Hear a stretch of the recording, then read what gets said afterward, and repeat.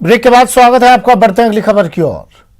World poetry day के मौके पर पूर्व मुख्यमंत्री वसुंधरा राजे के काव्यात्मक ट्वीट किया, जिसमें उन्होंने पूर्व पीएम अटल बिहारी वाजपेयी की कविता का एक अंश पढ़ा। लेकिन राजनीतिक गलियारों में इस कविता पर सियासत हावी होती दिख रही है। ये रिपोर्ट देखिए। कविता के जरिए सियासी तंज। उजियारे में, अंधकार में, कल कहार में, बीच धार में, घोर घृणा में, भूत प्यार में, क्षणिक जीत में, दीर्घ हार में, जीवन के शत शत आकर्षक अरमानों को ढलना होगा, कदम मिलाकर चलना होगा, कदम मिलाकर चलना होगा। मौका था वर्ल्ड पोएट्री डे का। इस मौके पर वसुंधरा राजे ने ट्वीट कर सभी कविजनों और काव्य प्रेमियों को शुभकामनाएं देते हुए पूर्व प्रधानमंत्री स्वर्गीय अटल बिहारी वाजपेयी की प्रसिद्ध कविता का अंश पढ़ा। लेकिन वसुंधरा राजे की इस कविता के पढ़ने के वक्त को लेकर सियासी गलियारे में चर्चा शुरू हो गई है। और मैं चाहती हूँ कि इसका मीनिंग जो है वो बहुत क्लियर है, बहुत क्लियर है कि ये सब जो भी क्षणिक मोमेंट्स हैं वो सब पास हो जाते हैं, और अगर हम लोग साथ मिलके चलते हैं तो न हार होती है न जीत होती है, परंतु जैसे हम चाहते हैं, अपने देश को जैसे बनाना चाहते हैं, अपने परिवारों को जैसे बनाना चाहते हैं, उस ताकत के साथ हम उसको बना सकते हैं। हाल ही में पूर्व सीएम वसुंधरा राजे ने शक्ति प्रदर्शन के रूप में अपना जन्मदिन मनाया, जिसके बाद प्रदेश प्रभारी अरुण सिंह समेत कई बड़े नेताओं ने व्यक्तिवाद को लेकर तंज कसा था। माना जा रहा है कि इस कविता के जरिए राजे साथ चलने का मर्म समझाकर संकेतों में पलटवार कर रही हैं। लेकिन इस पर बीजेपी के अंदर भी राय बटी हुई है। अब ये तो उनके मन की वो जाने, लेकिन मैं समझता हूँ कदम मिलाकर चलना होगा। पार्टी के लिए हर वक्त खड़े रहकर संभलना होगा। देश की एकता और अखंडता को मजबूत करने के लिए कुछ करना होगा, तब जाके मैं समझता हूँ कदम मिलाकर चलना होगा।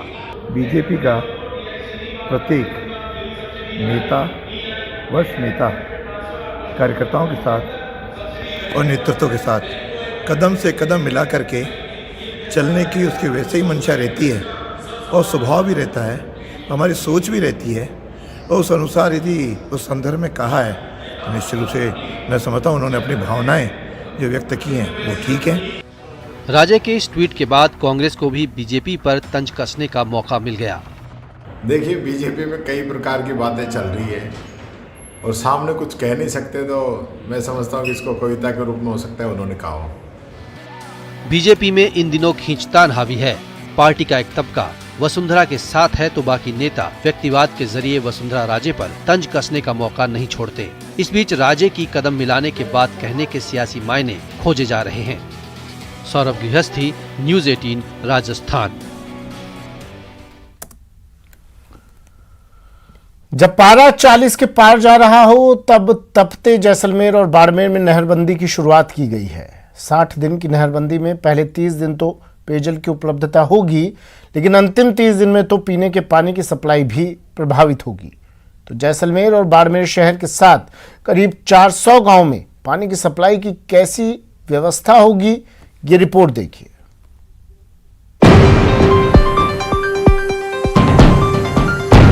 तपते जैसलमेर बाड़मेर में नहरबंदी, 60 दिन की नहरबंदी, कितना तैयार प्रशासन। अब 60 दिन की नहरबंदी में पहले महीने तो कोई जल संकट नहीं होगा, क्योंकि नहरों में पीने योग्य पानी छोड़ा जाएगा। लेकिन उसके बाद पीएचई को निर्देश दिए गए थे कि वो पानी एकत्रित कर ले और 30 अप्रैल के बाद जब 30 दिन रहेंगे तो उसमें पानी की सप्लाई की जाए। मरुधरा के पश्चिमी हिस्से यानी जैसलमेर बाड़मेर में रेत के समुद्र में बसे इन गांवों की जीवनदायिनी नहरों को बंद किया जा रहा है।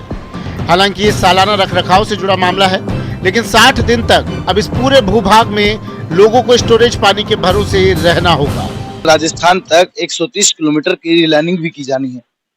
अब 60 दिन की नहरबंदी में पहले महीने तो कोई जल संकट नहीं होगा, क्योंकि नहरों में पीने योग्य पानी छोड़ा जाएगा।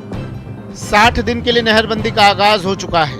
पहले 30 दिनों के लिए तो नहर में पीने का पानी छोड़ा जाएगा, लेकिन चुनौती होगी बाद के 30 दिन तक, जब नहरों में पूरी तरह से पानी की आपूर्ति बंद रहेगी। वर्तमान में जन स्वास्थ्य अभियांत्रिकी विभाग की समस्त डिग्गियों को हमने पूर्ण भराव क्षमता के साथ भर लिया है और जहाँ जहाँ नहर में पॉन्डिंग हो सकती है वहाँ पर नहर में ही पानी एकत्रित करके पॉन्डिंग कर लिया गया है।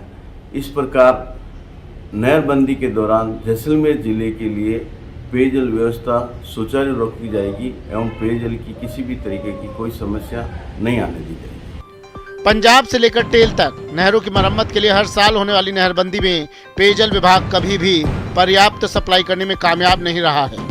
हालांकि इस बार जलदाय विभाग पेयजल की समुचित व्यवस्था का दावा कर रहा है, लेकिन हर बार पेयजल विभाग इसमें पर्याप्त मात्रा में पानी नहीं पहुंचा पाता। हर बार दावे होते हैं और इस बार भी उसी तरह दावा किया गया है कि 252 डिग्गियों को भरा गया है और 450 करोड़ लीटर पानी जो है वो पीएचजी के पास है। प्रशासन का दावा है कि 450 करोड़ लीटर पानी का स्टोरेज है और इससे जैसलमेर बाड़मेर के शहरी इलाकों के साथ ही ग्रामीण इलाकों में पानी की सप्लाई पर असर नहीं पड़ेगा। जैसलमेर के 170 गांवों और बाड़मेर के 223 गांवों के लोग पानी के लिए इन्हीं नहरों पर निर्भर रहते हैं।